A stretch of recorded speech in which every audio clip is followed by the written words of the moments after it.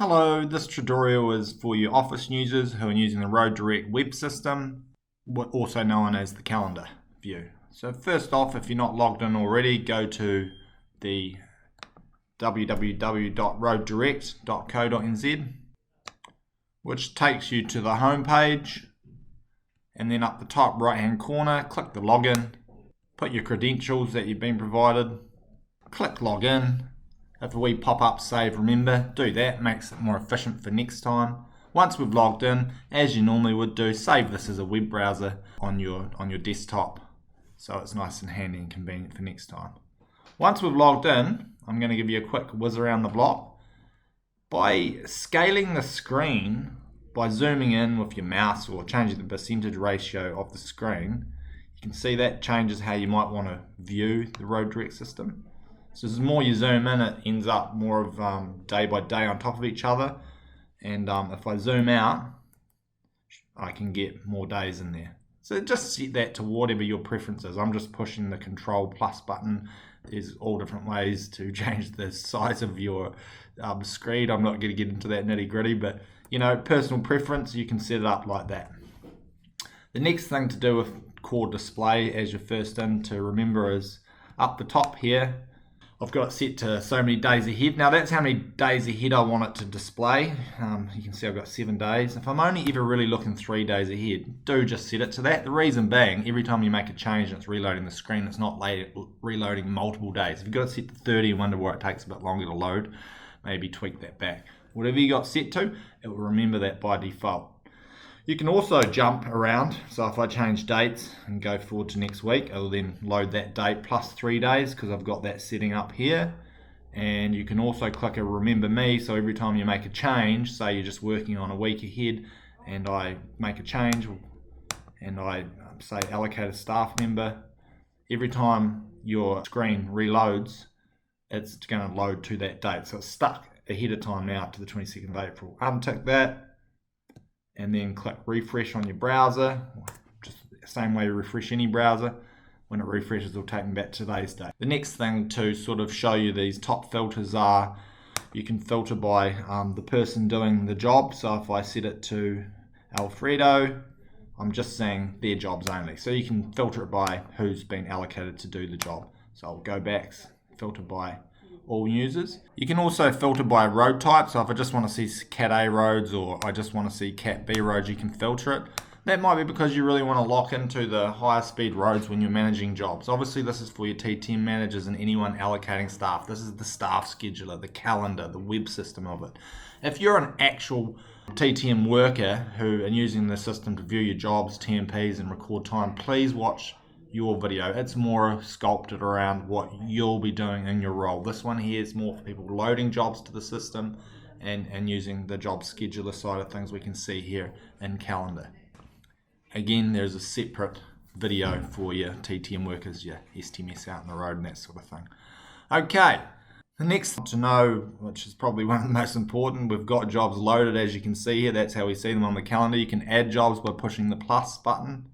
And then it's simple as whether it's dates confirmed or dates not confirmed, a few other options, and you can do that. You can then from your client select your client and then just follow your nose through here, and it's pretty self-explanatory on dates and all the rest of it. Have saved a job there, it'll then display on your calendar. This wee red one is for call out jobs. It's really designed for the workers when they get a call out job and there's not a job on the board. This lets you basic users add a job really quickly to the system if there's not one there and you've just got a job you want them to throw on. If not, then don't worry about it. And warp mode, this one here is very handy if you're doing lots of changes at once. So if I go into here and I want to make a change here, how many people are on the job, then I want to go and allocate what staff I've got on the job, click save. And then I can do all sorts of changes. Anything you can click on, you can change. You can change the closure to say MTC, stop, go, click save. Now it hasn't actually saved this to the system yet until we click the save. You're probably wondering, why is that? Why have we created that? Because it's a web system. If you're not in warp mode and we go into here and we say add a staff person, click save, the whole screen's loading and saving that's saved to it. So if you want to do a whole lot of multiple changes at once, just go into warp mode, do what you have to do, click save, then it's one save, one instant button to make multiple changes at once. The last button is you can download an export of all your jobs.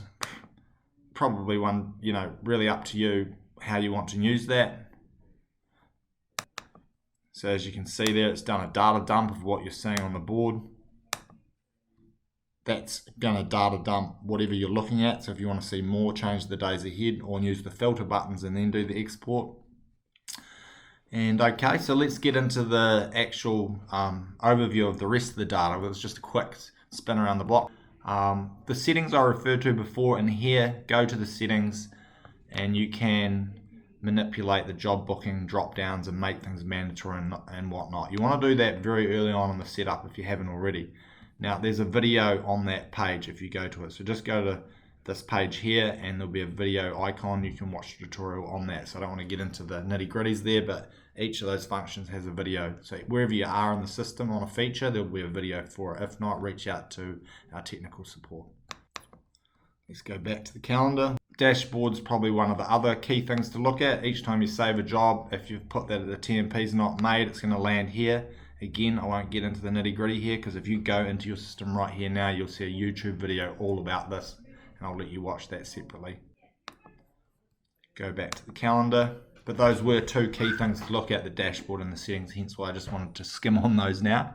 All right, so an overview of the day, what this is telling you at the top is that you've got 3 jobs loaded to that day.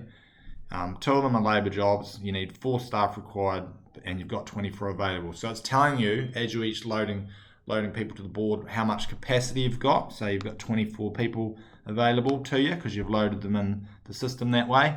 And it's managing resources. So when you get a job and you look ahead and you go, oh, look at this day, it's not as busy as this day, etc. It shows you also percentages of how many staff are being used and capacity, and the rest is very self-explanatory. Just zoom along and hover over those things. These wee tick boxes are letting you know if there's any jobs on the system that don't have a paperclip attached. So when you've got all jobs with paperclips, it'll tick that off, and it's just a way to help you manage things of once you've done your job. The system will let you know if you've got them all done or not. If not, just hover over them. The manager on call and the second manager on call is if you want to set up that so your workers know who to call that day if there's a problem with a job. That's the person in the office, manager, whatever you want. So you can put that as the first and second one you want them to be. The last one is more if you have on-call STMS who do call-outs, then you can, good way to manage who's doing what that day. Your managers to call and who the STMS might be on call over the weekends or unattended days and that sort of stuff. Looking at the board, might zoom in a little bit here from left to right, everything's clickable and can be amended quite quickly just by clicking on something. This is all coming from when you added the job, but for example, you can still come in here and do quick changes. So you could change, I've just got a call, the client wants to start earlier, so you can go and change that, be it depot time, and you might tweak, I want that set up by 6 AM. That's the setup time for the job. They've actually said it's going to be less hours, so it's only going to be a 2-hour job. You can also hover over what the client's doing, because normally what's what the client's doing is unique, it's the work activity. And if they've got any special inductions, the wee light bulb pops up, and if you've written anything in the CRM side of the system, which there's a video of that in your resources, they will have little quick reminders there. So you're not trying to remember everything. The system's very intuitive, it's working for you. That's a really good thing to have set up. If you want to call the client, you can click that from your phone and it will call them, or I can just hover over and I know what number to call on my phone. Yeah, the location, also it's giving you a quick glimpse of what's loaded to the job when you added it. Obviously location's unique to what the environment might be, so it's telling you that job needs a TSL this, the permanent speed limit's that, row level, that sort of thing you expect about custom to the location. And then of course what the closure is. So you can, in your drop downs, which you would have seen in the settings, you can select your drop downs and you can put what traffic management type of setup it is. So these come default in the system, but you can make these your own, or you can just free text something in there, Just remember once you've free text that you need to hit the enter key for it to become live in there. And then no parking, if the job needs to be no parked, you can put that in there, and then it will have a wee icon showing it needs to be no parked. When the staff actually go to record equipment, if they record no parking cones in their record time, it will make that go green, so you'll know it's actually been no parked. And of course, we can select vehicles that are going to be doing the job, or multiple vehicles. The system's very intuitive to tell you if the vehicle's not suited to the road level, depending on how you've set up the vehicle. So each time you set up a vehicle, you can say it does level 1, 2 or 3 roads. That way, if the job's are level 1 and it's level 2, vice versa, it'll tell you if the vehicle's good for that. So nice little wee alerts working for you there. The same as staff. You can put how many staff's required. Let's say it needs 4 staff required. Now you know you've got to go pair up 4 people to that job, so you can quickly go pick 4 staff. And as you're picking the staff, you can actually see the little playing cards, we call them, what quals they have, what they're competent to work at. For more information about how that works, go into resources, into users, and there's a video on that.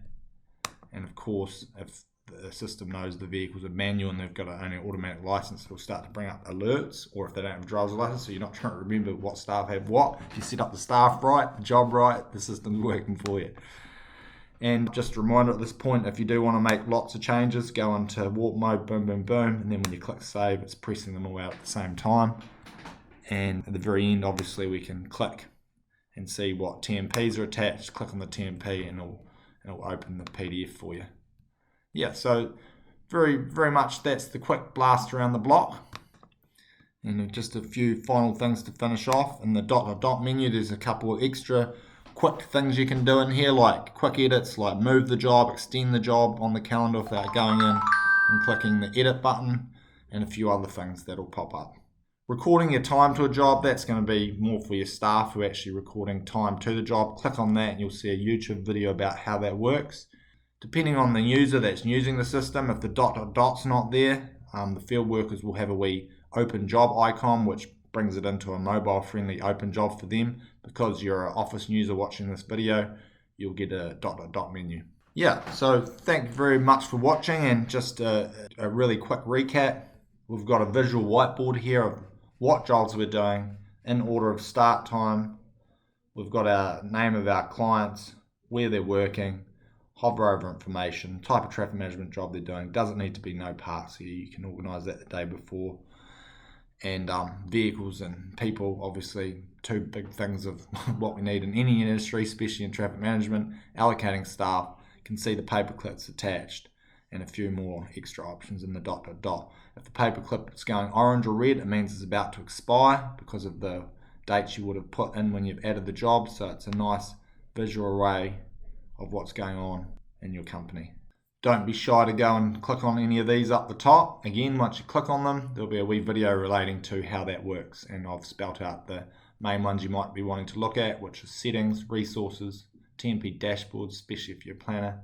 And yeah, key thing is just don't be afraid to just get in there and hover over something or click on it, and the rest is very self-explanatory. So just a reminder, if you can go in here and you can click photos, which have been attached to the job, there's lots of quick ways to go in and view job information, like where it is, maps and all that sort of stuff, without actually opening the job in its entirety.